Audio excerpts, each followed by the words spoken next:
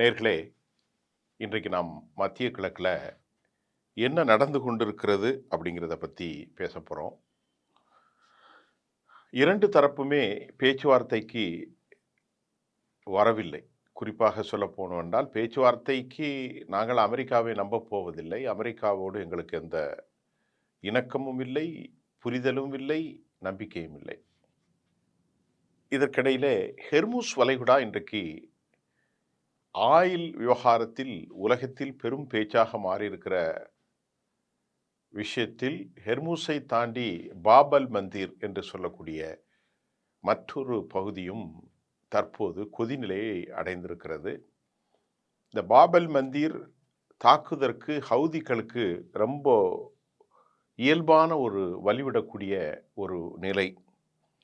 இந்த விவகாரத்தில் தற்போது ஹெர்முஸ் வளைகுடாவில் ஏராளமான கப்பல்கள் தேங்கியிருக்கிற நிலையில் நேற்றிரவு 1000 இலக்குகளை தாக்கியதாக இஸ்ரேல் தெரிவித்துக் கொண்டிருக்கிறது.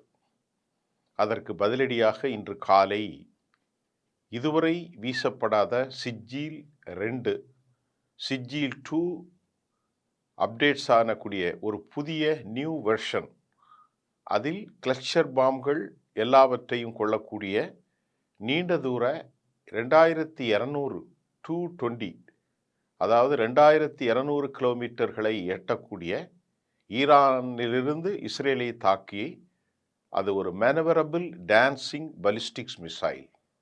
இவற்றில் 2 வார்ஹெட்ஸ் இருக்கிறது.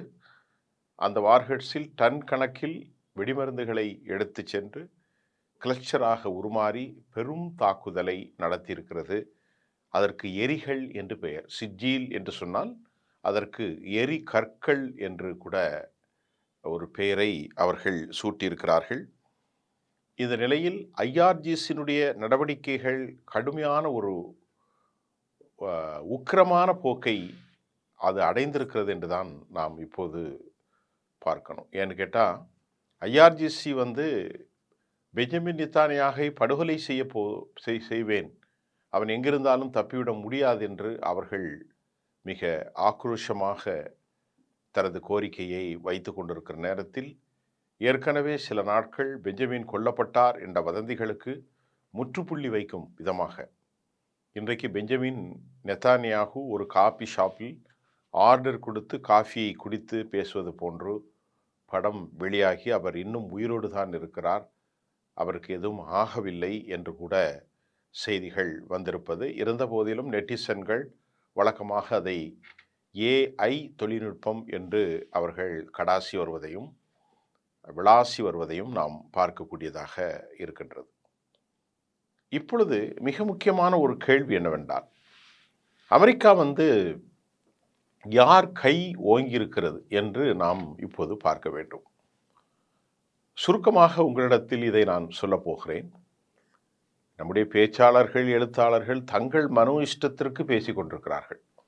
ஒரு செய்தி நான் இன்றைக்கு எனக்கு வேண்டியது ஒன்றை பேசினால் நாளை அது பொய்ப்பித்து போய்விட்டால் அது நமது செய்தியினுடைய நம்பகத்தன்மையை பால்படுத்திவிடும்.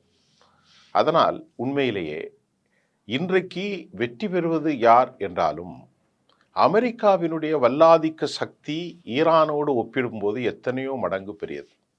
அமெரிக்காவுடைய ஏர் ஸ்ட்ரைக்கர்கள், air defence system, electronics warfare system, இராணுவம், ரெடார் சிஸ்டங்கள், அவர்களுடைய தரைப்படை, கப்பல் படை, இன்னும் ஆகாயப்படைகள், இன்னும் நமக்கு அறியாத பல பல நுணுக்கமான கேமராக்கள், மின்காந்த அலைகளின் மூலமாக தாக்கி அழிப்பது, எத்தனையோ பயோமெட்ரிக் அவர்களுடைய இருக்கக்கூடிய பல வெப்பன்ஸ் தாக்குதல்கள், இதையெல்லாம் நாங்கள் அளவிட முடியாது.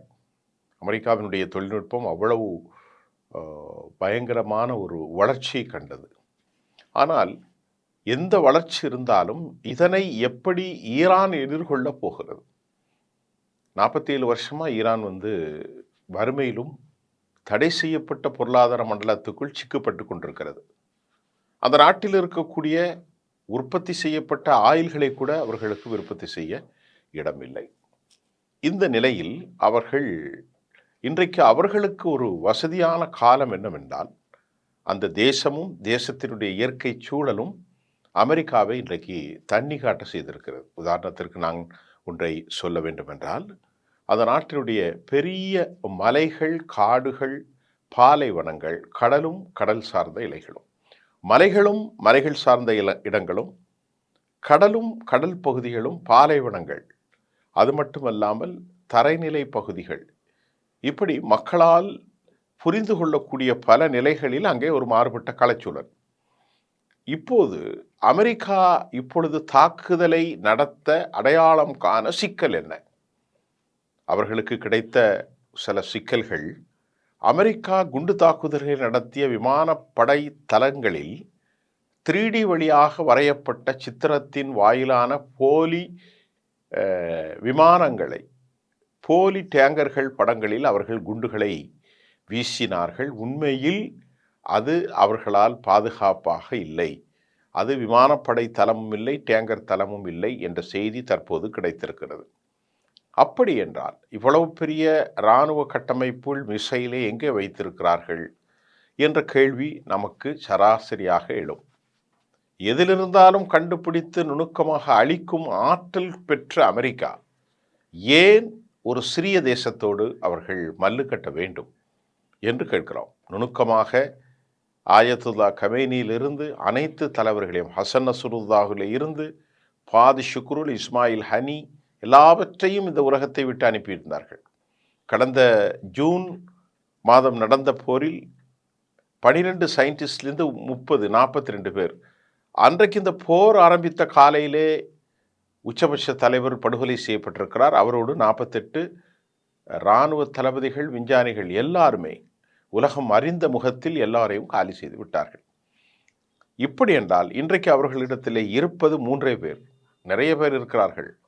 இந்த 3 பேரும் உலகம் தெரிந்த தலைவர்கள். அலி லாரிஜானி, அதே போன்று மசூஸ் பெசஸ்கியான் மற்றும் அப்பாஸ் அராகச்சி. இந்த நிலையில் நமக்கு ஏற்படுகிற ஒரு சந்தேகம் என்னவென்றால், இத்தனைக்கு துணிவாக பேசுவதற்கும் 5 ஆண்டுகளில் எத்தனை ஆண்டுகள் ஆனாலும் நாங்கள் போர் செய்ய தயார் அப்படின்னு எல்லாரும் உரத்த குரலில் சொல்வதற்கு காரணம் என்ன என்கின்ற தகவல் இப்போது கிடைத்திருக்கிறது. அதாவது அமெரிக்காவின் உச்சபட்ச குண்டு, ஒரு நாட்டினுடைய உச்சபட்ச குண்டு வீசக்கூடிய ஒரு ஆயுதங்கள் என்னவென்றால் B2 பாம்பர்ஸ் என்று அழைக்கக்கூடிய GBU-57 குண்டுவீச்சு பங்கர் பஸ்டர்கள். இது ட்ரில் செய்து ஆழமான ஒரு நிலைக்கு செல்லும். அதனுடைய ஒட்டுமொத்த அந்த ட்ரில் அளவு என்பது 60 மீட்டர். ஆனால் இவர்கள் வைத்திருக்கக்கூடிய நிலக்கீழ் சிட்டி, மிலிட்ரி பேஸ், ஆர்சனல் குடோன்கள் மற்றும் ஆயுத குடோன்களை தாண்டி ஏவுகணை சிட்டி என்று சொல்லக்கூடிய missile cities production manufacturing unit, மலைகளுக்கு கீழ் மனிதர்களால் அடையாளமும் காண முடியாது, உள்ளே நுழையவும் முடியாத அளவிற்கு ஒரு இயற்கை அரண்களால் சூழப்பட்டிருக்கிறது. இவை சாதாரண உதிர்ந்து போகிற கற்களும் அல்ல, அனைத்தும் கிரானைட் மலைகள் என்றும் சொல்லப்படுகிறது. அமெரிக்காவுடைய பங்கர் பஸ்டர்கள் 60 மீட்டருக்கு அங்கிட்டு அது செல்லாது. ஆகவே அவர்கள் அடி ஆழமான பகுதிகளில் இருந்து கொண்டு 500 மீட்டருக்கு கீழ் உற்பத்தி செய்யப்பட்ட ஏவுகணைகளை பாதுகாத்தும் அவர்கள் அங்கே இருப்பதனால் எந்த சேதாரமும் இல்லை. அவர்கள் வெளியே மொபைல் டிரைவ், அதாவது சொல்லப்போனால் நகர்த்தக்கூடிய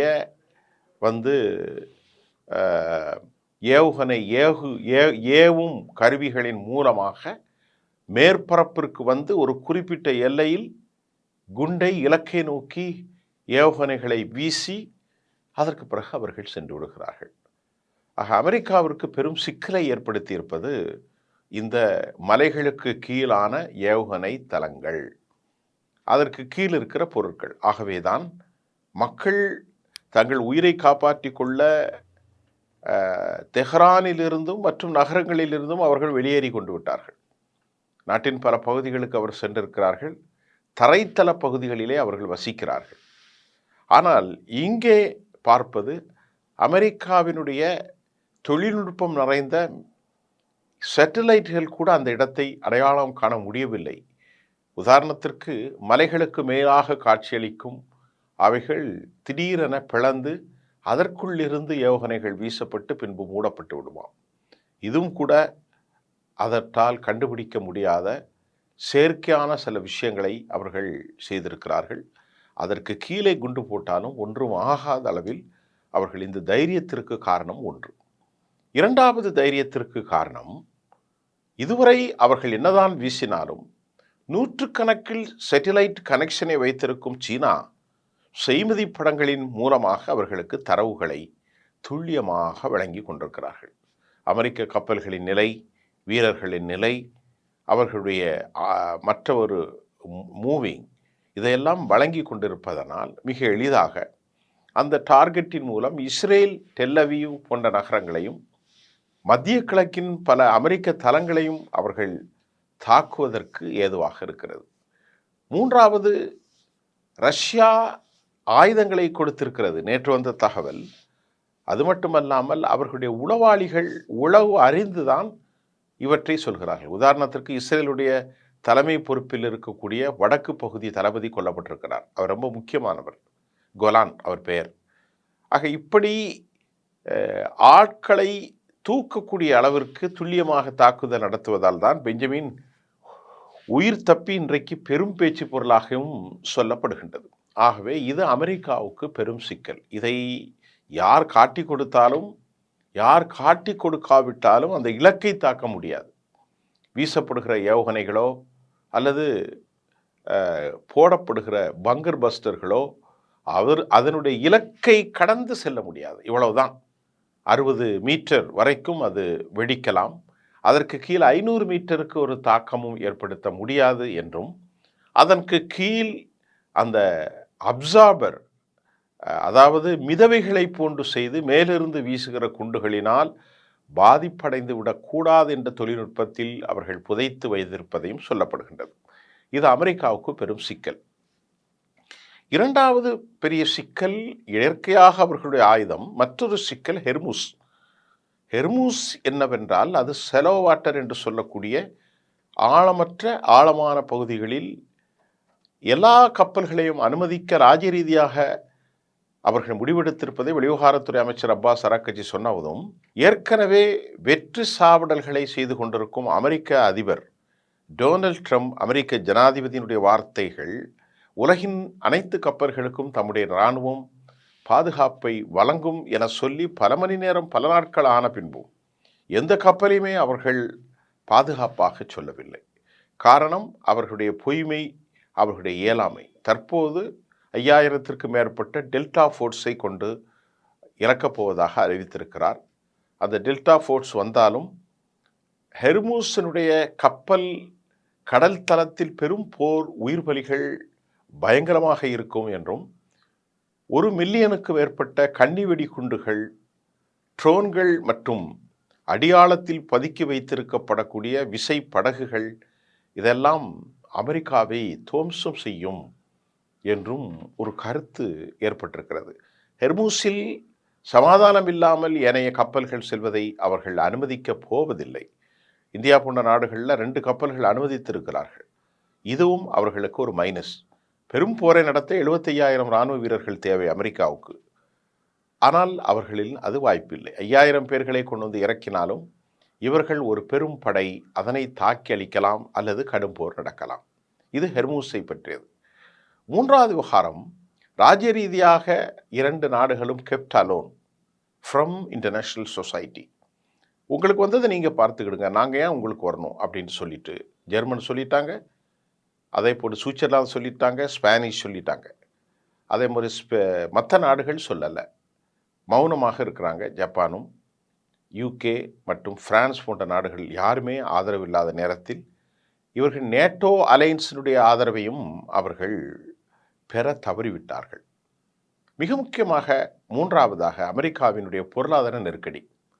அமெரிக்காவினுடைய ஒற்றை சார்பில் பல லட்ச கோடிகளை இன்வெஸ்ட்மெண்ட் செய்திருந்த சவுதி அரேபியா, கத்தர், யுனைடெட் அரபு எமிரேட்ஸ் போன்ற நாடுகள் தங்களுக்கு ஆயுதங்களை கேட்கிறார்கள். தங்களை பாதுகாக்கவும் கோருகிறார்கள். ஆயுதங்கள் தங்களுக்கே இல்லாத பட்சத்தில் அமெரிக்கா எப்படி கொடுக்க முடியும்? அமெரிக்கா மௌனமாக இருப்பதால் அவர்கள் மிக கொடூரமான தாக்குதல்களை நடத்துகிறார்கள். இன்னொரு விவகாரத்தை நான் இங்கே குறிப்பிட வேண்டும். மிக முக்கிய அடுத்து எண்ணெய் வளம் மிக்க கார்க் தீவில் குண்டுகளை போட வாய்ப்புண்டா என்ற ஒரு கேள்வி எழும். அப்படி போட்டால் கர்க் என்பது 79% ஈரானுடைய பொருளாதார நிலைப்பாடு கொண்டது. 5000 ஏக்கர் பரப்பளவை கொண்ட இது கத்தருடைய கடல் எல்லையை பகிர்ந்து கொள்ளக்கூடிய ஒரு இடத்தில் ஒரே நேரத்தில் 10 ராட்சச கப்பல்களின் மூலமாக ரீஃபில் பண்ண முடியும். அதாவது மீண்டும் மீண்டும் மீண்டும் எண்ணெய்களை அதுக்குள் சேகரிக்க முடியும், கடத்த முடியும். இவற்றில் போட்டால் சீனா அடி வாங்கிவிடும் என்ற ஒரு அச்சம் இருந்தாலும் அமெரிக்கா அந்த கர்க் பகுதிகளில் இராணுவ தளங்களை மட்டுமே தாக்கியதாகவும் எண்ணெய் வளங்களை அவர்கள் தாக்காததற்கு காரணம், ஒருவேளை தாக்கப்பட்டால் ஏவுகணை தளங்களிலிருந்து பாயும் எண்ணெய்கள் மத்திய கிழக்கை நாசம் செய்துவிடும். ஆனால் ஈரான் என்ன சொல்கிறது? ஏவுகணை தளங்களிலிருந்து வீசப்படுகிறது எண்ணெய் தளங்களை மட்டுமல்ல, இங்கே சுற்றுப்புறத்தில் இருக்கும் அனைத்து துறைமுக நகரங்களையும் துறைமுகங்களையும் நாங்கள் காலி செய்து விடுவோம் என்று அமெரிக்காவுக்கு கடும் எச்சரிக்கை. ஆக அமெரிக்கா பொருளாதார நெருக்கடியில் சிக்கப்பட்டு கொண்டு விட முடியாத விஷயம்.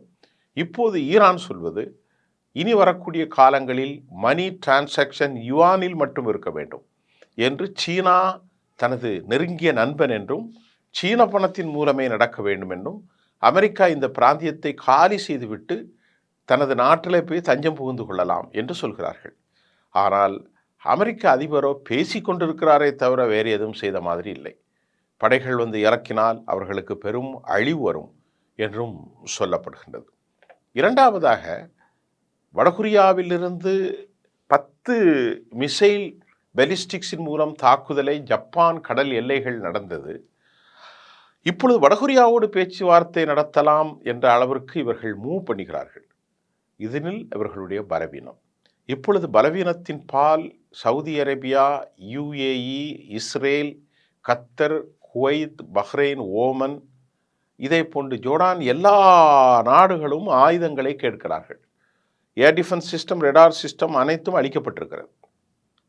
இன்று காலை நேற்று இரவு தாக்கிய தாக்குதலுக்கு பதிலளிக்கும் விதமாக இஸ்ரேலை நோக்கி சிஜில் 2 என்கின்ற நியூ வெர்ஷன் அப்டேட்ஸ் பூரமாக தாக்கியிருக்கிறார்கள். இதை பற்றி உங்களுக்கு சொல்லியிருக்கிறேன். இந்த தாக்குதலின் மூலமாக பெரும் நாசத்தை இஸ்ரேல் சந்தித்து கொண்டிருக்கிறது.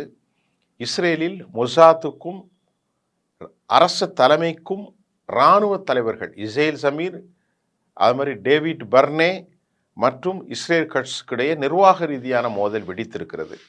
பென்கூரியன் விமான தளங்களில் மக்கள் பொருட்களை நாசம் செய்கிற காட்சி வெளியாகி இருக்கிறது. இப்போது இதற்கிடையிலே துருக்கி, இந்தியா போன்ற நாடுகள் அவர்களோடு இணக்கம், இந்தியா விவகாரத்துறை அமைச்சகம் இணக்கம், இந்தியாவிற்கு வந்த பஹ்ரேலி போன்றவர்களும் இந்தியா எங்கள் நண்பன் என்று சொல்லியிருக்கிறார். 2 கப்பல்களை அனுப்பி வைத்திருக்கிறார்கள். 92,500 லட்சம் டன் அளவிற்கு கேஸ் நம் நாட்டிற்கு வருகிறது. துருக்கி என்ன சொல்கிறார் என்றால், இஸ்லாத்தில் 2 வேதனைகள் அல்ல, ஒருவர் முஸ்லீம், இதில் சியா முஸ்லீம் சுன்னா முஸ்லீம் என்றெல்லாம் இல்லை, நாங்கள் அனைவரும் முஸ்லீம்கள் என்று திருப்பி சியா தலைமைக்கு அவர்கள் ஆதரவு கொடுத்து எங்களையும் தாக்க வேண்டாம் என்று சொல்லியிருக்கிறார்கள். ஜெர்மன் எங்களை தாக்க வேண்டாம், நாங்கள் போரில் இல்லை. இத்தாலி எங்களுக்கும் இந்த போருக்கும் சம்மந்தம் இல்லை. சுவிட்சர்லாந்து இந்த போர் அநீதி. ஸ்பெயின் அநீதியிலும் அநீதி, உச்சபட்ச அநீதி. பிரான்ஸ் மௌனம், சென்ற கப்பல்களை திருப்பிவிட்டார்கள். ஜப்பான் பார்க்கலாம். அதே மாதிரி UK இங்கேயும் அங்கேயும் பேசிக்கொண்டு யாரும் ஈரானை எதிர்த்து தாக்குதல் நடத்த தயங்குகிறதை பார்க்கின்ற போது ஈரானுடைய வலிமையை நாம் புரிந்து கொள்ள முடியும். ஒன்று, அமெரிக்காவுடைய பொய் சாவடல்கள் எத்தனை காலத்துக்கு துறக்கப் போகிறது? அவர்களுக்கு வலிமை இல்லை, ஆயுத பலங்களும் மௌனிக்க போயிருக்கு. இனி ஆயுதங்களை தயாரித்து வருவதற்கு 8 மாதம் 1 வருஷம் ஆகும். அது சரி வராது. பணப்பிரச்சனைகளும் நாளொன்றுக்கு பில்லியன் கணக்கில் செலவுகள். இதற்கு யாரிடத்திலே அவர்கள் பணத்தை வாங்க முடியும்? ஆக இந்த மாதிரி ஒரு களச்சூழல், ஒரு கடுமையான சூழல் சென்று கொண்டிருக்கிறது. பெஞ்சமின் நித்தானுடைய உயிர் விவகாரங்கள், அது ஒரு ஆர்டிஃபிஷியல் இன்டெலிஜென்ஸ் அப்படின்னு சொல்லப்பட்டாலும் அவர் வெளிப்படையாக காஃபி குடித்திருக்கிறார். அதே போன்று இன்று காலை கிடைத்த மிக முக்கியமான தகவல், முஜ்தபா கமேனி அவர் இங்கு இல்லை, ரஷ்யாவில் இருக்கிறார் என்றும் சொல்லப்படுகின்றது. இதையெல்லாம் யார் அறிவிப்பது, யாரிடத்திலே கேட்பது? சமாதானம் இருக்கிறதா என்றால் கண்ணு கெட்டிய வரைக்கும் சமாதானம் இல்லை. யூரோப் நாடுகளும் சமாதானத்தில் ஈடுபட முடியாது. ஐக்கிய அரபு எமிரேட்ஸ் அவர்களும் விக்டிமைஸ்டாக இருக்கிறார்கள். பின்னும் யார் இந்த சமாதானத்தை முன்னெடுப்பா? எப்போதும் சமாதானத்தை பேசுகிற களமாக எகிப்து இருந்தது. அவர்கள் மௌன நிலைக்கு போய்விட்டார்கள். கத்தர் தாக்குதலுக்கு உட்பட்டு விட்டார்கள். சவுதி, யுனைடெட் அரபு எமிரேட்ஸ் எல்லோருமே இந்த போரில் பாதிக்கப்பட்டு நிற்கிறார்கள் நியாயம் வேண்டி. ஆக யூரோப் நாடுகளும் மத்திய கிழக்கு நாடுகளும் இல்லாத நிலையில் ஒரே ஒன்றுதான் இருக்கின்றது, சீனாவும் ரஷ்யாவும். அமெரிக்கா இன்னும் உடம்பு பிடியை பிடித்து கொண்டு ஈரானை பலகீனமாக்க அவர்கள் எண்ணும் காலமெல்லாம் அமெரிக்காவுக்கு இது நல்ல விளைவாக அமையாது. ஏனென்றால் ஈரான் எந்த எல்லைக்கும் போவதற்கு தயார். அவர்கள் வறுமையிலே ஒரு கவலம் சோறு தின்பவர்கள் இனி அதை அரை கவலத்தோடு நிறுத்தி கொள்ள முடியும். அமெரிக்கா அப்படி அல்ல. ஆகவே அமெரிக்கா இன்னும் மத்திய கிழக்கு ஆட்சி செய்ய நினைப்பதும், ஈரானை ஒடுக்க நினைப்பதும், மீண்டும் மீண்டும் இஸ்ரேலை காப்பாற்றி அங்கே வைத்து கொண்டு மீண்டும் தம்பட்டம் அடிக்க நினைப்பதும் அது சாத்தியமா என்றால் இந்த முறை சாத்தியமில்லை. ஏனென்றால் இஸ்ரேலை ஒழிப்பது அமெரிக்காவின் நிலைப்பாட்டின் மூலம் இஸ்ரேலை காப்பாற்றப்படுவதாக இருந்தாலும் ஈரானை காப்பாற்றுவது ஒரு கடமையாக ரஷ்யாவுக்கும் சீனாவுக்கும் உரித்தாகிவிட்டது. இதே போன்று இன்றைக்கு பேச்சுவார்த்தை நடத்த வடகொரியாவோடு அவர் பேச்சுவார்த்தைக்கு முனைகிறார். இதெல்லாம் பலகீனமான அமெரிக்காவின் போக்கைத்தான் காட்டுகிறது. இதுதான் இன்னைக்குள்ள தொடர்ந்து ராஜ்ய ரீதியாக செல்லக்கூடிய கள நிலவரமாக இருக்கிறது. மீண்டும் அடுத்த செய்தியில் புதிய செய்திகளோடு சந்திக்கின்றேன். நன்றி.